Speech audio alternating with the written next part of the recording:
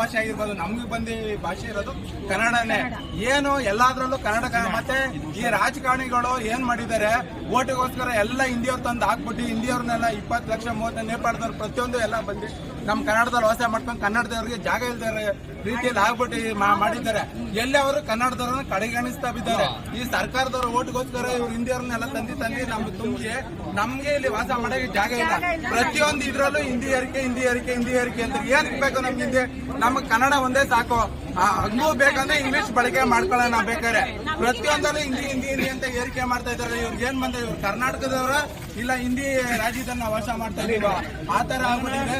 ಇದನ್ನ ಖಂಡಿಸಿ ನಾವು ಪ್ರತಿಯೊಂದು ಸಂಘಟನೆಗಳು ಮತ್ತೆ ನಮ್ಮ ಕನ್ನಡ ಜನ ಏನೈತೆ ಅದನ್ನ ಇದು ಮಾಡಬೇಕು.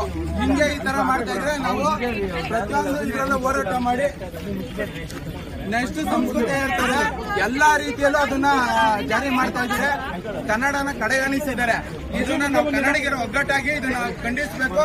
ಮುಂದಿನ ದಿನ ಹೆಚ್ಚಿನ ಸಂಖ್ಯೆಯಲ್ಲಿ ನಾವು ಹೋರಾಟ ಮಾಡಕ್ ಸಿದ್ಧವಾಗಿದೆ. ಮುತ್ತಿಗೆನೂ ಹಾಕ್ತಿವಿ. ಹಿಂದಿ ಏನಾದ್ರು ಏರಿಕೆ ಮಾಡಿದ್ರೆ ಖಂಡಿತ PU ಬೋರ್ಡ್ಗೆ ಮುತ್ತಿಗೆ ಹಾಕಿ, SSC ಬೋರ್ಡ್ಗೆ ಮುತ್ತಿಗೆ ಹಾಕ್ತಿವಿ. ಎಕ್ಸಾಮ್ ನಡೆಯಕ್ಕಂತೂ ಖಂಡಿತ ಬಿಡೋದಿಲ್ಲ. ದಯವಿಟ್ಟು ಕರ್ನಾಟಕ ಸರ್ಕಾರ ಈ ಕೂಡಲೇ ಬಂದು ಇದನ್ನ ಖಂಡಿಸಿ ಹಿಂದಿನ ಕ್ಯಾನ್ಸಲ್ ಮಾಡಬೇಕು. ಇಲ್ಲ ಅಂದ್ರೆ ನಾವೇನಿದೆ ಕರ್ನಾಟಕ ಪ್ರತಿಯೊಂದು ಸಂಘಟನೆ ಸೇರಿ ಹೋರಾಟ ಮಾಡಿ ಮಾಡೇ ಮಾಡ್ತೀವಿ.